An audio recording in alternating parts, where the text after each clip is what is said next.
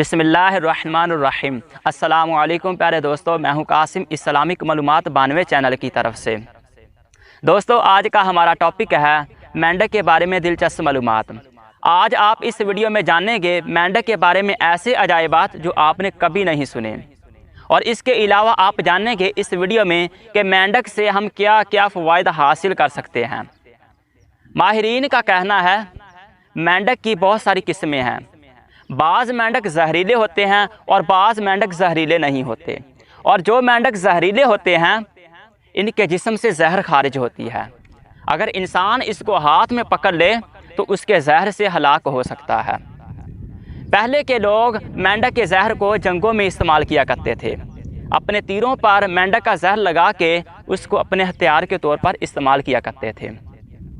मेंढक बाज़ जुफ्ती से पैदा होते हैं और बाज़ बगैर जुफ्ती के पैदा होते हैं।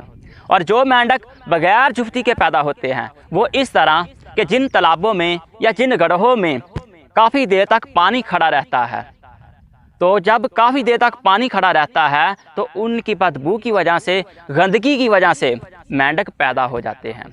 और बाज़ मेंढक ज़ोरदार बारिश बरसने के बाद पैदा हो जाते हैं, और वो ऐसा लगता है कि ये मेंढक बादलों से बरसे हैं, मगर ऐसा नहीं होता, क्योंकि जब ज़ोरदार बारिश ज़मीन पर गिरती है तो खुदा की कुदरत से मेंढक पैदा हो जाता है।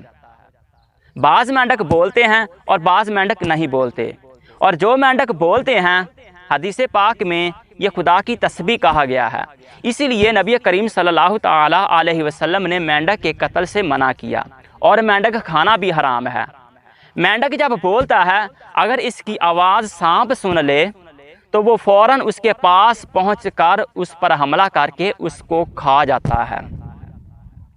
मेंढक के अजायबात में से बुजुर्गान दीन ने लिखा है, मेंढक के अजायबात में से ये भी है कि मेंढक आग को देखकर बहुत हैरान होता है।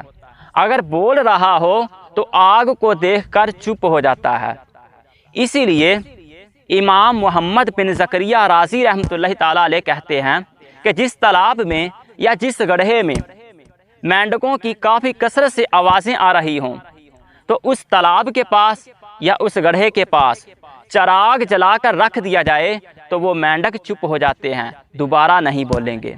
मेंढक के अजायबात में से ये भी कहा गया है कि मेंढक का खून अगर कोई शख्स अपने चेहरे पर मल ले तो लोग उनसे मोहब्बत करने लगते हैं। मेंढक के अजायबात में से एक ये भी है, मोहम्मद बिन ज़करिया राज़ी रहमतुल्लाहि ताला अलैह कहते हैं, ऐसा शख्स जो नक्रिस का मरीज़ है, यानी जिसके हाथों और पाँव में दर्द होता हो, उसके हाथ और पाँव में सूजन हो जाती हो, ऐसा शख्स अगर मेंढक की टांग को अपने गले में डाल ले तो उसका दर्द ख़त्म हो जाएगा और उसको सुकून मिलेगा। मेंढक की अजायबात में से ये भी कहा गया है कि मेंढक की ज़ुबान अगर निकाल कर सोई हुई औरत के सीने पर रख दी जाए तो वो औरत सारी बातें बता देगी जो उसने सारे दिन में बोली थी, जो उसने सारे दिन में की थी, वो सारी बातें बता देगी। मेंढक की अजायबात में से ये भी कहा गया है कि ऐसा शख्स जिसने अपने बाल उखाड़ लिए हों या मुंडा लिए हों और उस पर मेंढक का खून लगा दे तो वहाँ पे कभी भी बाल नहीं होंगे। इब्ने सीना का कहना है, जिस साल में मेंढक की तादाद में इजाफा हो तो उस साल में वबा आने की अलामत है।